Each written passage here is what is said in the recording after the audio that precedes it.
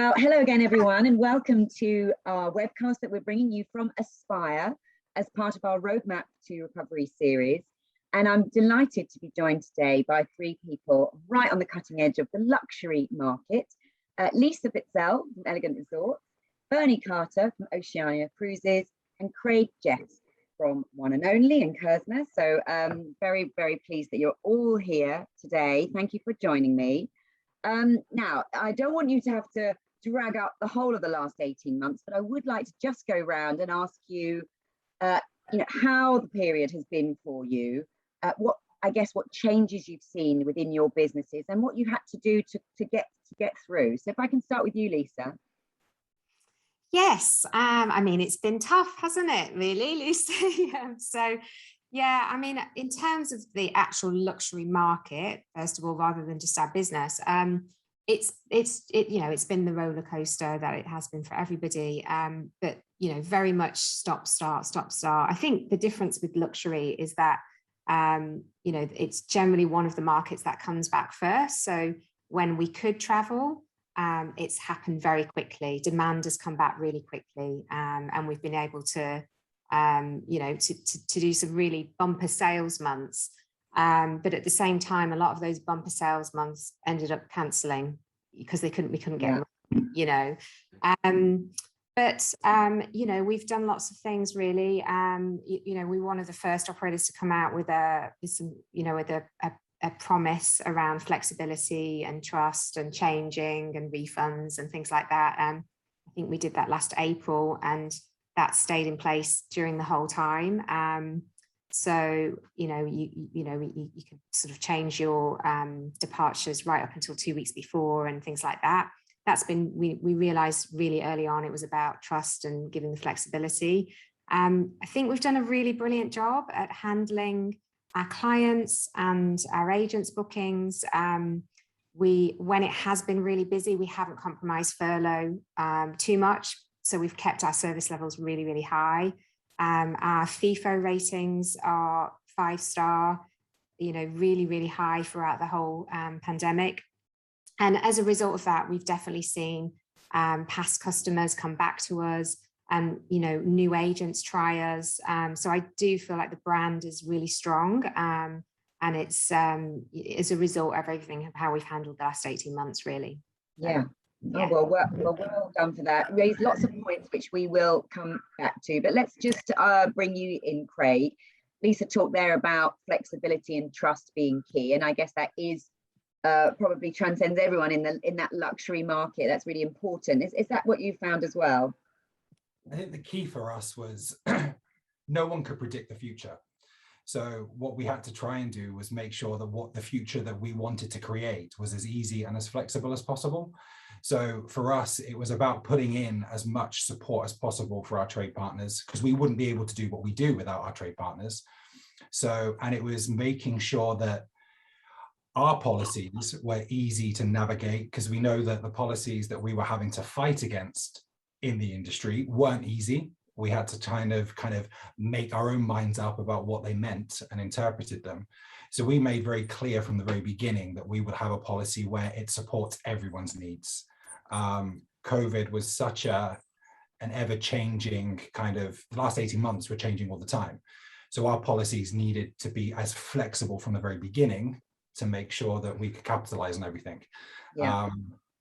In terms of the cancellations that you all have had to have made, did you have quite a high retention rate of those bookings? Did you manage to move them, or did you, I'm just wondering, the luxury sector, did you have a good rate of rebooks as opposed to cancellations? I think with the luxury sector, we're very lucky that the clients are very trusting with the brands that they're loyal to and the partners that they book through. And no one wanted to cancel their bookings. No one, in the back of their mind, it was never about, I don't want to travel. It was, okay, I can't travel now, so I'm going to leave my money with the tour operator or with us, and when I can, I will come back. Right. I don't think it was ever a question about, no, I want to cancel. Obviously, yes, we did see cancellations, as everybody did across every sector. But where we were quite lucky is our clients are very loyal and aren't kind of restricted like what I would say mainstream is. So they will just go when they want to go. They'll jump on a private jet if they want to. Right. So we were very So lucky. they're just happy to keep their money with you by and large until such a time when they're able to travel. Sorry, Lucy. I would say, you know, it was about 70% would amend or just keep their money with you and say, don't worry about it, keep it. Well, you know, maybe 75, so 25% would want a refund. I would say, and some of that was it was quite interesting. Really, it was a control thing. I'd rather have the money back in my own account and then I'll book again. And right, you know, when you'd refunded them, you often saw a new booking 2 weeks later. You know, so but they just wanted to have that money back and make their own decision again. That's interesting. Yeah. And Bernie, for cruise, obviously the cruise lines offered really good future cruise credits and things. I'm sure you did the same. So did you find that you managed to move quite a lot of people into future seasons?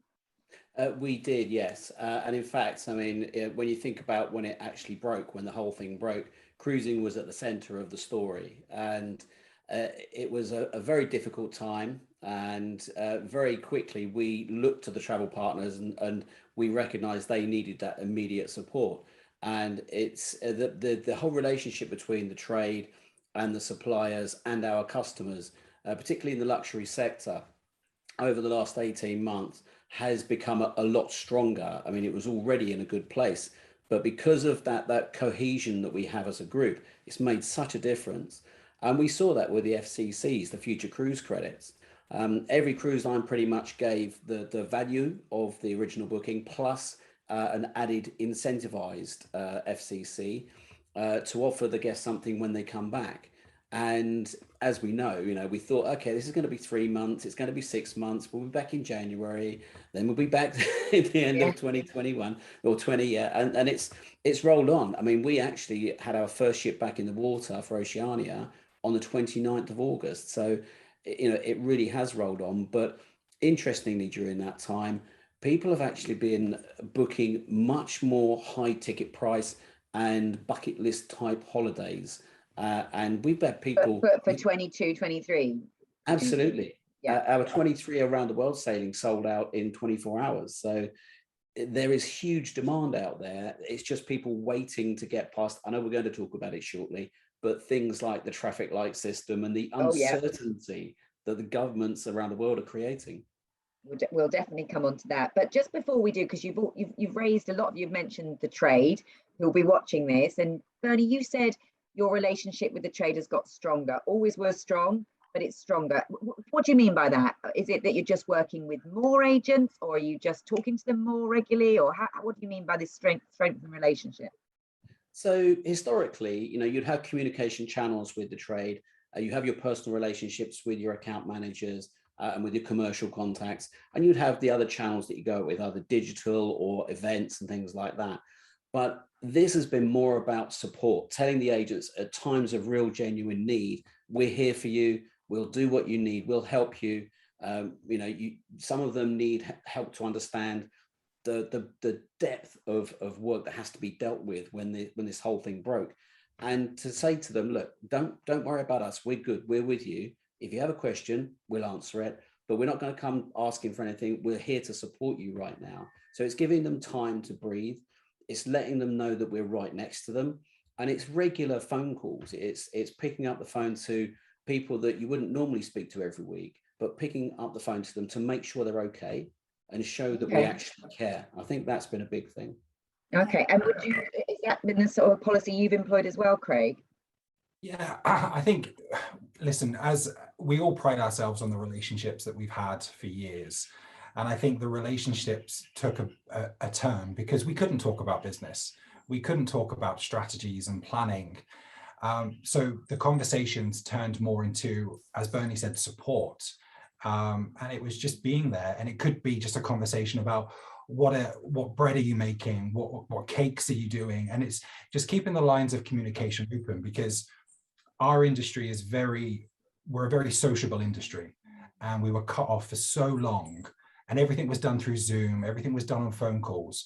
So our relationships turned from that business focus to more of a, hey, we're here, we're human, let's connect. And what's been the result of that? Have you seen, you know, like Bernie's saying, he's getting even higher value bookings, or what's been the sort of the result of being there for your trade partners in terms of their support of you? Collaboration is probably the biggest thing, because I mentioned before, no one could predict the future. No one knew what was coming. But these kind of conversations allow you to adjust. And I hate the word pivot, because pivot's been one of them buzzwords that everyone's used for so many, months now. But it allowed us to kind of listen to them all the conversations that we were having were very meaningful and were quite heartfelt. So it allowed us to adjust and think, right, okay, so if experiences are going to become what clients are going to be asking for, what experiences are we offering? What do we need to offer in the future? Support wise, what are agents needing now? We always took for granted that the support we give as a hotelier or a trade partner is perfect, but it's not always perfect. So actually speaking to the people that are on the front line helped us evaluate what we needed to do. So it 100% makes everything stronger. Okay. And Lisa, when we spoke to you, I think in February 2021, you talked then about strengthening and growing your trade relationships, and you're introducing your dedicated trade portal. And so has that been really key to getting you through this? Yeah, I mean, we haven't stopped communicating. We've communicated more because, you know, agents needed our support and advice and policies and how we were handling it all the way through it. So, you know, we've constantly been updating on social media, you know, calling the agents, and like Bernie and Craig said, you know, there was just a lot of counselling and support for a long time because it's just so tough. I think one of the biggest successes by far has been all our virtual events. So we've always been really good at events. We'd do about 20 a year or so, but we've not stopped. And, you know, we've in fact, we had a really successful week with you, didn't we, Craig? Doing live. We tried to do them differently. So it wasn't like a webinar. So they were live events. So we've done all sorts, from sending cookery kits out to agents so that they can have a live Italian cookery class with a chef in Tuscany, one of the properties that we work with, we had cheese and wine with Forte Village. So we, you know, to watching the sunset, sending everyone a G&T out, you know, so we could all have a drink and a cheers together. So we really cranked those up towards the sort of end of last year, probably about October. So we did immersive ones. So we were always sending something out. So, and, you know, we get good attendance because we'd sent something out, and it was a bit different as well. So that's been really, really good. And then they've gained momentum, and we've done less immersive ones and more just, you know, let's take you for a live walk around this villa at sunset. You are sort of now getting back more into the product and showing into the product. That's right, and but into it in a very real way, rather than a PowerPoint presentation with real people that are showing you the villas or meeting the head chef and talking about all the little differences that, you know, that resort might give your clients. So that's been absolutely constant. I mean, 5 events a week, consistent months on end. So we've got to thousands of agents that we would never have got to if we were just on the road. We've learned a whole new way of doing business, really. And will you keep some of the ways, you know, these new ways? Do you think it will become a kind of a hybrid approach going forward? Yes, I do. I think at the moment, everybody's desperate to see each other, aren't they? And we're more confident to get out. So, you know, we had an event at the Agents Achievement Awards last week. If Only were there and did a cocktail function, which was fantastic. And we've got an event next week in London. And, you know, so that we're meeting people face to face, but at the same time, we've still got all of the online. So it will definitely be hybrid for at least another 6 months, until people either get bored of them and then we stop them for a while, because, you know, from the attendance levels. But to be honest, I think they're there to stay now. It's more of an efficient way of doing things. We can always record them, we can put them up on tools so that people can get access to them at any time as well, which is really great. And do you agree with that, Bernie? Because I know you've got people who go out on the road and you go to lots of events normally, but I'm sure you've been doing virtual things. Will you have a hybrid approach going forward? Absolutely. And I think, and again, Lisa hit it on the head there, the whole digital channel has really opened something up for us. And the cruise guest, the average age is from 60 upwards. And the elder generations have really engaged with digital over the past 18 months. And it would be folly to actually miss that as a channel moving forward. Having so many facets within digital itself, and having live events, having on-demand recordings that you can produce, having places where people can go and watch at their own leisure, but still interact with the main platform is a big boon for us. And we found that with our ongoing activities and plans, we're going to move slightly towards face-to-face, but the possibility of having a digital interaction within the face-to-face, so that we can take an audience of, say, what would normally be 60 people and turn it into 600.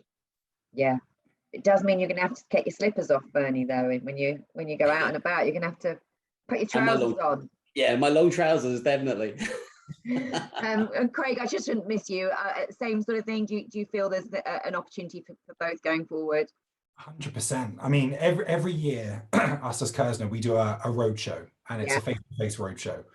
Obviously, this year we couldn't do it, so we did a virtual roadshow this year, and it allowed us to reach out to people that we would never talk to. We would go and do what we would call our traditional week out on the road, but this roadshow allowed us to speak to concierge agents, one-man band shows, high street. So I don't know if it's an arrogant thing to say. I think we all thought that we were doing the best job with the tools we had. And I think the one silver lining that COVID has given to us, I guess, is that there are so many other avenues now to communicate with. And as Bernie said, it would be folly not to continue that momentum. Okay, all right. Well, of course, because there's still product, there's lots to sell, and I want to come on in a little while to talk about all the new ships and new resorts and things that you've got opening. But before we do, Bernie, you did just mention the dreaded traffic lights, but we did have some news, didn't we, last week regarding the easing of some of the restrictions, and then of course the news about the US border reopening as well coming up. So what happened with that, Bernie? Did you see an immediate change in sort of customer behavior and confidence, I guess? Did you see any trends around those announcements? Yes, I mean, particularly for us with Caribbean seasons flying to Miami and selling out of Miami, it was almost immediate. We saw a great response. Obviously, we're looking at the places we cruise to from Miami, and there are still some areas, some of the Caribbean islands are not quite ready yet. But also, when you look at South America, a lot of South America is getting better and getting to a place where they'll be ready for us in the winter season. So the Are you confident they're going to come off the red list then? Well, we are planning for that, put it that way. The main thing is that all the time we have uncertainty with the traffic light system and with countries and the way there's been a disjointed fashion of planning. One example was the spat between Europe and America, where because America wasn't allowing Europeans in, the Europeans then decided, or the nation states were asked to ban the Americans, and we got caught right in the middle of that with our first return to a sailing cruise. So all of the nations need to get together and say, look, there are certain measures like the double vaccination and what have you that are a central factor, and once you've got those, you should be able to make travel more open between the countries. That comes down to vaccination levels. You know, you have to have the high vaccination levels to be able to afford that, the pseudo herd immunity. Yes, but there's still, if you look just at the data, there's still some discrepancy, isn't there? Why some countries are now off certain lists or are now open and some aren't. Yeah. I know you're saying you're planning because I guess you're looking at the data and you're thinking they're doing really well, they're going to be opened up, but there's no guarantee, and that must be a frustration when you're trying to plan, Bernie. It is, but thankfully we can move the ships, so we can take them to different places, and even on a sailing around the continent of South America, you can still move things if you need to, but maintain the most part of the itinerary. So having the flexibility as a product actually helps. Yes, it's frustrating, but we're just glad to have ships back in the water with guests on board. I tell you, it's an amazing feeling. Amazing. All right, well, come on, I want to hear all about that. But Craig, you can't move your resorts in the way Bernie can. So how have you felt in terms of the restrictions around the world, and how have you sort of been able to, have you seen certain resorts selling better than others, presumably? What's been happening with you? Well, it's been a constant change. I think if we look back at 2020, when the whole world was in a lockdown, everyone was in the same boat. So we couldn't travel anywhere, and no could anybody else. As we progressively came out of probably, I would say, September, October time last year, things started to open up. So immediately Dubai started to fly. Indian Ocean was doing great for us. Then obviously the UK then took another kind of step back. Yeah. But we're in a privileged position, being Kerzner, that our resorts aren't just solely reliant on the UK. The UK market is a big contributing market to all of our resorts. So, but what it allowed was, because we weren't allowed to travel, it allowed our other regional offices or areas to fill. So all of the resorts did incredibly well from domestic market, because domestic travel could still happen. So we were very fortunate in that respect. But things have got a lot easier. We were sitting with that perpetual 3-week cycle of, okay, so you'd have pickup for 2 weeks, and then announcement would come, it would slow, and then and you'd get the rumors beforehand for the week. So people would say things would drop off even before the announcement because people started worrying. Yeah, and you just couldn't plan anything. You had to live in the now. And us as hoteliers, cruise lines, as tour operators, it's hard to live in the now because you need to think about what it is going forward. What the announcement has done from the 17th was it's allowed us now to look further ahead and start putting plans in place, strategies in place. And there is a light at the end of the tunnel, and it's not an oncoming train this time. Which is there's my headline right there. There you go. Love it. Fantastic.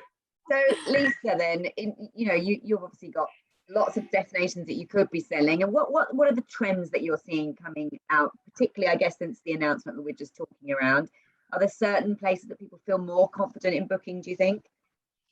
Yeah, I mean, I think it's beach holidays are obviously the preference for luxury travelers. So we did a survey only about 6 weeks ago, and we've got lots and lots of information, and we'll be sending that out in the next week. So you can take lots of information from that. But it was something like 76% of people, were wanting a beach holiday, and these are travelers that aren't necessarily always beach, but because it's just safer to be in one place. And of course, we've been quite restricted on what we can sell, when we can sell it. Caribbean has always been a big part of Elegant Resorts business, so that's stayed consistent throughout as our number one sort of area. And it's been relatively good in terms of traveling in there, so mainly Barbados and Antigua, but some of the other areas of the Caribbean have got business depending on when they could and enough to do it. And then Europe, obviously we didn't have much of a season, but we did get people away in July and August. And Middle East and Indian Ocean has absolutely boomed at times, but then been completely dead at other times because of going on the red list. So that's back up there now. And then in the last week, we've seen about 40% increase in our bookings and our quotes. So we're definitely on the up. I mean, and have any of those been for 2021? Have you seen a bit of people going, oh, actually, I can get away this year now? Yeah, no. All the way through for us, it's been late. Right. This year, anyway, there's been a few times when that's changed, but 60% of the bookings we've made this week are for this year, and traveling in the next 5 weeks. So we've had people at the airport say they got a quote a few days ago and say, right, I'm here now, you can book it, and then we've done it within. Really? Yeah. Yeah. That's crazy. I mean, I've heard about a late booking market, but I mean, that's Yeah. So yeah, lots of that. We've had people with their own private jets, 4 days before, and we're finding them villa accommodation in different places, and so very, very late market. Yeah. okay. And just in terms of other trends, I mean, Bernie mentioned people are spending a bit more. Definitely. Yeah. What else would you say in terms of characterizing the luxury traveler now that you're seeing is different to pre-COVID? In terms of maybe the length of holiday. You mentioned their beach because it's safer, and I know villas, people are perhaps looking for more privacy. So what kind of things are you sort of now thinking, right, we're seeing a bit of a trend and we're going to kind of jump on it? Capitalize on it. Yeah. Yeah, lots really. I mean, I think, we're definitely seeing a trend towards people that maybe booked with us years ago that are returning to us because they have booked direct and they want the security of booking with a tour operator. We've definitely seen, as I said, more agency business and more home workers. We have our own home working business as well as private travel designers. So before the pandemic, we had 3 people. We've now got 8. And they work with agents as well as their own clients. But in terms of like actual trends of what the clients are buying and that sort of thing, our spend is up 35% year to date. Our survey said that they were willing to spend an extra 30% on holidays. So okay, so that rings true. Yeah, that's it. And there's about a 25% increase in holiday duration. So overall, across the board. And I think as restrictions ease, that might change again. But because of all the paperwork and the testing and everything, people were going on, obviously, on just on less holidays traditionally. So they'll go for longer. But I think as we get up and going, and shorter breaks will come into play more because it's just more achievable to do that. But yeah, definitely a longer duration. A really interesting stat is 99% of the clients that replied to the survey said that sustainability was of very high importance. So in terms of responsible travel and booking with a hotel that had a responsible travel policy, before the pandemic, we always asked the CSR questions. Yeah, less than 50%. So really changed. Okay. So it's a given that you need to have policies. You need to be doing. You need to be reducing your carbon footprint. You need to be, giving back. So and you think, I know customers saying that they're saying it's important to me. I wonder how many people are saying it's important to me, but does it translate to actually what they book, and would their money follow that sort of sentiment? Yeah, I think they've just become more conscious, haven't in the pandemic? Yeah, we all have, and it's just given that that needs to be a factor, and it needs to be ethical and all of those things. 98% of people wanted to continue with flexibility to amend their holiday with no charge. So we've always been in a luxury travel business. You're very flexible anyway. You have to be, and the nature of our clients is they tend to travel when they want. Often they're CEOs, or they've got their own businesses, or they've got the money to do things whenever they want, really. So so that's something that's going to continue to well, you've all become more flexible, but you're not going to be able to go back on that now, it sounds like. Yes. And just before we move on, Lisa, how many people did you survey, just so we got an idea of this is clients? It was about 1,500 people. Okay, right. It's a good sample. So good enough to get some really good data. Really good data and some good trends. And Bernie and Craig, I'll come to you in a second, Craig, but this sustainability, or the CSR question, around being responsible, I know it's something that cruise lines have obviously been on that train for some time, but do you think it's become more important to your clients? Absolutely. It's actually pretty central these days. And when you look at what the cruise industry is doing, has done already, and is planning to do in the future, there are so many measures that we're pushing forward to create a level carbon footprint, a zero carbon footprint in the years to come. And things like buying carbon credits in order to help out in the early days while we transition to that, new fuel types, using the power in a lot of the ports now. A lot of the new docks have the shore power. The new terminal, the Horizon terminal down at Southampton that was opened last week. That has the shore power. And all of these things will actually help local communities when the ships go in there. So there's a lot of things in the mix. I mean, the document. And do agents ask you about what you're doing, Bernie? Do you find you have to pass this information on to agents so they can confidently sell this kind of holiday to customers that really want to make sure that they are doing holidaying responsibly? Exactly. And what we do is we try to package it in a very easy to transfer package. So, if you've got a travel agent, giving them a 75-page document isn't going to help. Giving them 3 or 4 pages of key headlines and key highlights of what we're doing, things like getting rid of plastic bottles on board the ship, reusing water and recycling the water, certain measures that we're doing that actually help local communities as well, refunding projects in local areas that we visit. Even down to there's a thing called Whale Watch, where if you're sailing, cruising in an area where there are whales reported, all the ships are then on the lookout, and they report to each other if they spotted a whale, looking out for the whales, because there's a danger of actually hitting whales when you're out in areas where they're swimming. Okay. Yeah. So it's all it levels. Covers lots of different elements, doesn't it? To being a responsible travel company. And Craig, obviously you're opening resorts left, right, and centre. Even in a pandemic, we'll have to ask you how that's gone. But is this becoming more important to you as as the end product, as the resort itself, to be a responsible, sustainable a resort? Absolutely. I think now it's probably the question we get asked the most, and really? It's kind of when we look at opening new resorts, destination, the impact it has on the environment, and what do we do with that? That's always has to be taken into account. Mandarina, for example, it's an all villa property in Mexico, Riviera Nayarit.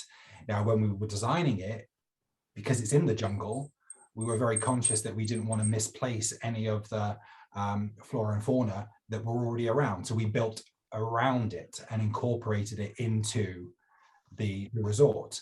And I think it's such a big topic, sustainability and all of the local initiatives. And clients are also asking, okay, so I'm going to Rwanda. I'm staying at Gorilla's Nest or Nungwe House. What's my holiday doing to benefit the locals? Really? So there's a lot of this that we're starting to think about. And this comes back to experiences, because people like to give back. And we're very lucky within the luxury travel industry that clients have got the ability to do that. So we've got something in Rwanda called, now my pronunciation might not be great. I don't think we're going to correct you, Craig, so you're probably fine. But it's called Umaganda, which is the last Sunday of every single month. And all of our resort staff and all of the guests go out into the local community, plant trees, clean the streets, go into the schools, and we encourage our guests to come and do that. So it's all about authentic experiences. I think that's the key thing. People want to go and have an authentic experience, but know that they are doing something for the environment or for the local culture. And you would say that's more prevalent of feeling in a luxury client, that's something that's come to the fore, that's really important to them. I think if you look at going back probably 19 months ago, there was this whole thing about people flying business class, and it was people were being judged on what they do. I think there's a subconscious thing in the back of people's minds now thinking, you know what, when I go away, I am going to do this, I am going to do that, I am going to kind of cover my carbon footprint, I'm going to give something back. And I think the last 18 months has made everyone sit back and take stock of how we do things. Yeah. And it sounds really cheesy and corny, but it's within our own power to change that. Yeah, but it sounds like all three of you are making sure that you're putting some policies and things in place so that clients can do that. All right, I'm conscious of time, so we're going to whip round now. I just want to know, I'll start with you, Lisa, what you think are still the key challenges for you in the luxury sector in your business, but also the opportunities as we are now, as Craig says, seeing that light at the end of the tunnel. Yes, lots of opportunity. Just, you know, in terms of the luxury traveller wants somebody to look after everything for them. You know, they want it seamlessly done.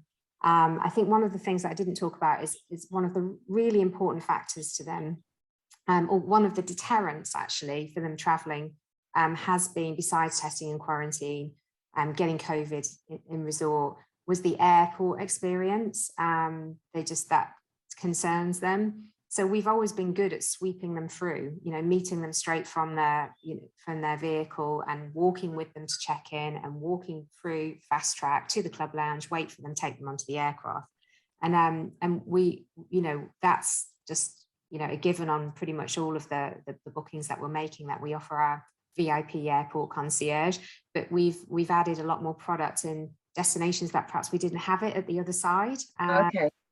We would always have it in Barbados and Antigua and Dubai, but in smaller airports, maybe not so. So we've looked for ways of helping sort of swoop people through. So I think one of the key things now that the testing and, you know, it's a lot easier on the traffic light system, the real concern at the moment is what happens if I get it when I'm out there.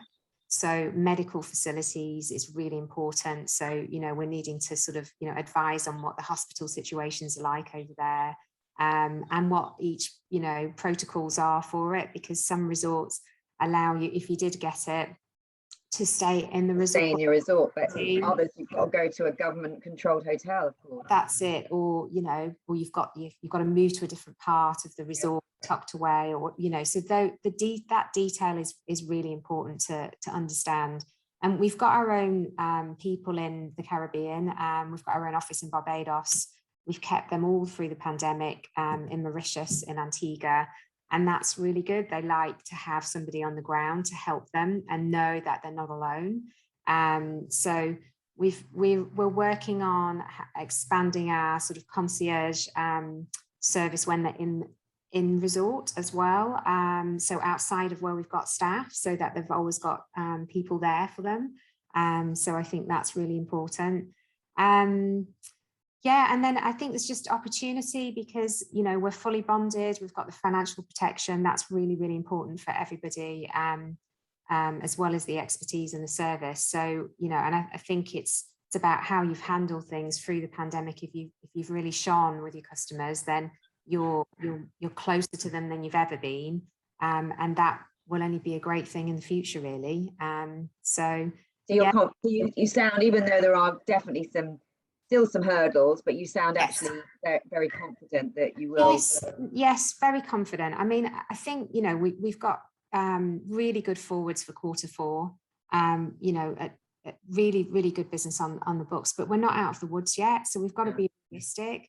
And until, you know, we get decent numbers again, you know, we're not making money. So, you know, we need those good months to really come through towards the end of this year and to have some stability. So we're not complacent in any way about it. And, you know, so we're optimistically cautious would be the best way of saying it, really. I think the other challenge is, and I know that this has probably been spoken about in some of your interviews, is staff leaving the industry. Yeah. I wondered if somebody would bring this up, because it's as well as sustainability, the other thing I'm hearing so much about. It is, and it breaks my heart because, you know, we lost a lot of very good people last year because we had to, like everybody. But now we're losing really good people because they just want to get out of the industry, you know. And you think, gosh, we're nearly there. Hang on, we're nearly through it. And why are they going, Lisa? They just had enough. They just don't see that it has a future. They're getting better salaries and prospects in other sectors, or all of that. So really tired, really worn out from it. More money. Just time for a change. You know, I think we've all had time to reflect about our lifestyle.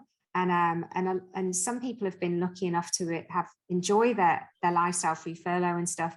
But the reality is a lot of people in travel, they might have had a bit of furlough, but they wouldn't have had loads because we're so busy. And when they were working probably 3 times harder because there's still so much to do, really. And our cancellation rate and amendment rate is still very high. Yeah. So it's demoralizing, isn't it, if that's all you're dealing with? And sometimes I've heard people have rebooked people 4, 5, 6 times. Oh yeah, absolutely. So we're getting great surge on business at the moment, but equally, our call levels for the last 2 months have been as high as 2019. But a lot of it is queries about, what about this form, or what do I need to do? It's not actually making money, is it? It's not. No, exactly. So, we're definitely not out of the woods yet. So, I think it's good that we've had all this lifted. And yes, we can just focus on, like Craig said, we're in planning meetings, we're strategizing, we are building, we're looking forward. We're not just in crisis mode anymore. We like everyone, we want to capitalize on as much as we can for the future. But it's still hard going. It is. Yeah. So and I think it's an industry-wide problem, and one we're going to have to really think about how we attract people. That's right. That's right. I mean, we're looking at apprenticeships at the moment. We're looking at talking to colleges and getting new talent in that's fresh into the industry. And we really need to be looking at the young people and how we can inspire them to come into such a brilliant industry that we all love and have spent our lives in. So that excites me. And we had a new recruit yesterday, straight from uni, and it was just lovely seeing him. And it's like, yes, this is what we've got to focus on. Okay, so we can do it, but we've all got to really double down on that one, because it's important. All right, thank you, Lisa. And Bernie, let's ask you challenges that you still see for your business, but also opportunities. Yes, I think Lisa hit the nail on the head there on a number of different matters. And a lot of these challenges actually face the whole of the travel industry, not just luxury. And I think in some areas, luxury is actually fortunate that we don't have to hit such high numbers of guests. We already have space elements. We already have the ability for people to do things the way they want to do them. And I think that the challenges for us are more around countries opening up, because our ships travel around the world, itinerary limitations for a period of time, and are obviously relying on the goodwill of our guests to take on those itinerary changes and still travel with us. That's a real issue for us to look at, because of course, if you change an itinerary, or if you have to change an itinerary to the degree where it no longer resembles the original itinerary, then you are going to get a lot of cancellations. So we want to provide as close as we can to the signature experience that we give. And that's everything from the service levels on board to the landside experience when they get off the ship. And I think marrying those two together is going to be the biggest challenge. Okay, very interesting. I'm sure you will rise to the occasion though, Bernie, and do a good job. And Craig, finally, you can have the final word. What are the sort of challenges and the opportunities that you see for Kerzner, but also in the sector generally? I think opportunities wise, at the moment, the world feels quite small, but in reality, it's not. And we've got a lot of exciting things coming. I can't say too much about them now because you tease. But there are a lot of opportunities. We're growing, and I think this is kind of we didn't put a pause on things, but it made us sit back and think, you know what, where do we want to be next?